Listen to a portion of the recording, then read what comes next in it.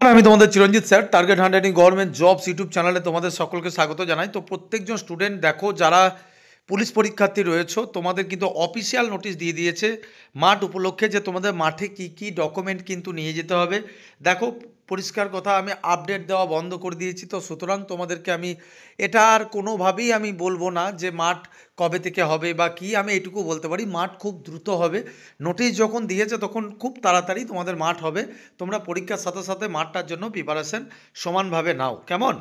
তো দেখো, মাঠের জন্য কি কি লাগবে। দেখো, অরিজিনাল ডকুমেন্ট একটু আধার কার্ডের, তোমার আধার কার্ড নাম্বার, যেটা সাবমিট ডিউরেশন, তুমি এই যে অ্যাডমিট কার্ড তোলার সময় যে আধার কার্ড নাম্বারটা, সেটা কিন্তু তোমাকে দিতে হবে। এজ প্রুফ হিসাবে তুমি মাধ্যমিকের অ্যাডমিট কার্ডের সার্টিফিকেট দিতে হবে।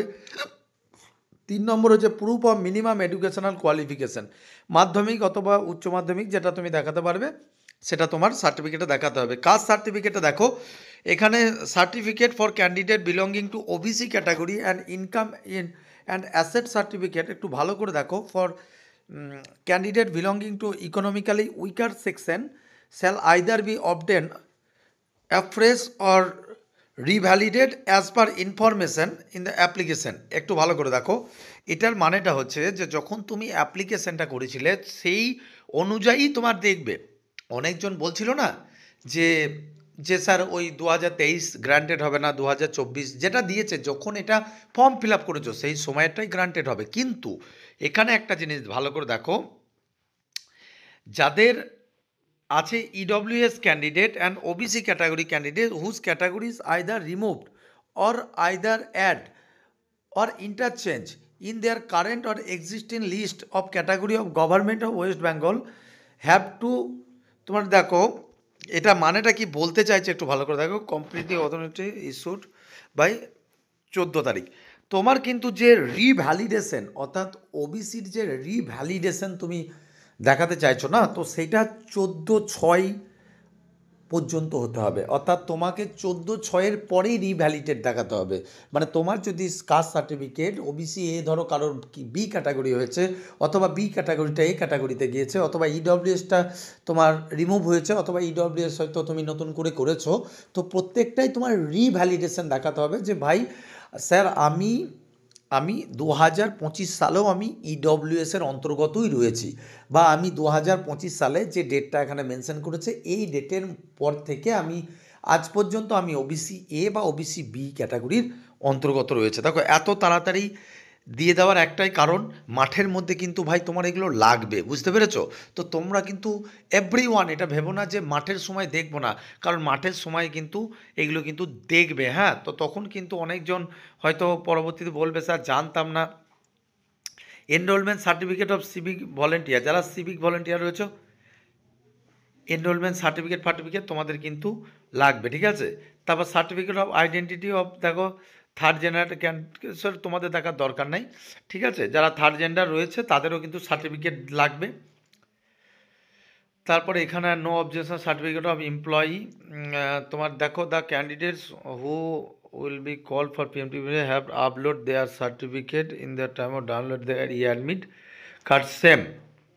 আচ্ছা, the same uploaded document shall be produced the interview both physically and, আচ্ছা ভালো করে দেখো, এখানে একটা কথা খুব ভালো করে বলেছে যে তোমার যখন মাঠের অ্যাডমিট কার্ড ডাউনলোড হবে, ঠিক আছে, তখনও তুমি যদি মনে করো যে ধরো এমনই হলো তুমি হয়তো ওবিসি বি ছিলে, ওবিসি এ ক্যাটাগরিতে হয়েছে, ভালোভাবে বুঝবে।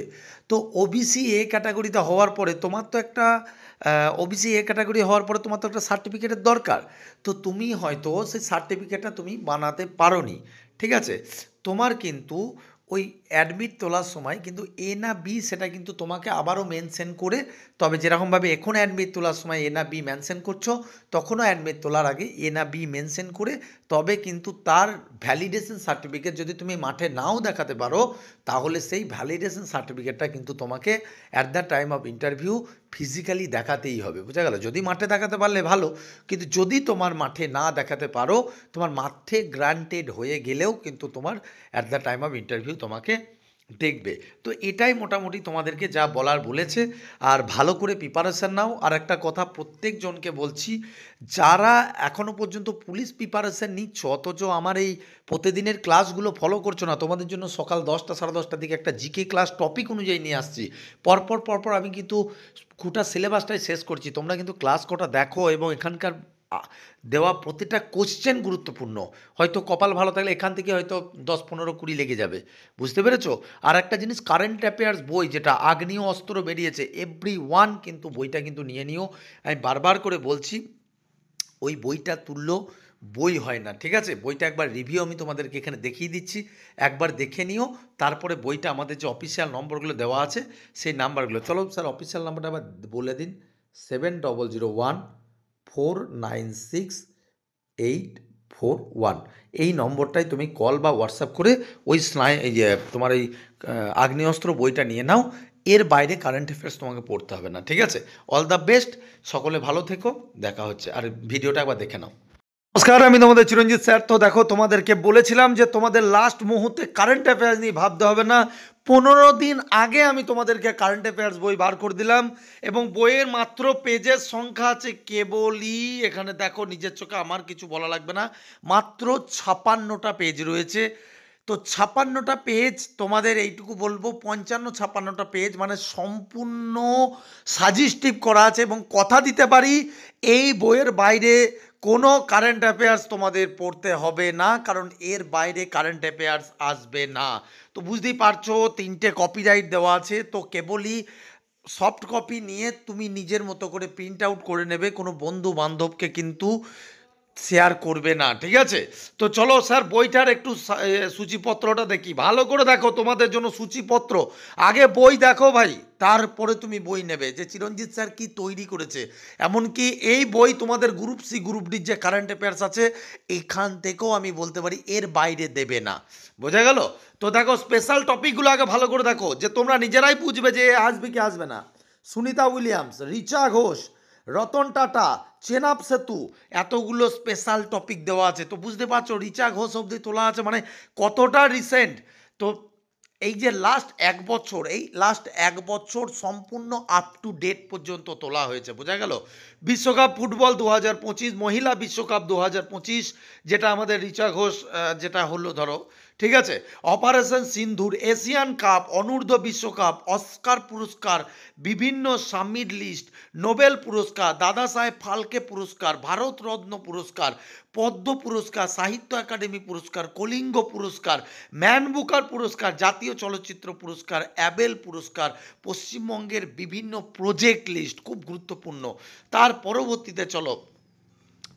পরবর্তীতে দেখো কোন খেলা কোথায় ভ্যানু লিস্ট, ঠিক আছে? সম্প্রতি নিয়োগ, বিভিন্ন সিইও লিস্ট, বিভিন্ন রাজ্যের মুখ্যমন্ত্রী রাজ্যপাল লিস্ট, কোন খেলোয়াড় কোন রাজ্যের অন্তর্গত, পুলিৎজার পুরস্কার, ব্যাস সম্মান, গ্রামী পুরস্কার, হাইকোর্ট ও সুপ্রিম কোর্টের সম্প্রতি জাজেদের নিয়োগ, জ্ঞানপীঠ পুরস্কার, আইপিএল 2025, T20 দেওয়া আছে, কমনওয়েলথ গেম দেওয়া আছে, দ্রোণাচার্য পুরস্কার, অর্জুন পুরস্কার, সম্প্রতি ঝড়ের লিস্ট, বিভিন্ন মৃত ব্যক্তির লিস্ট এবং তার সাথে বিভিন্ন ব্যক্তিদের লিখিত বই।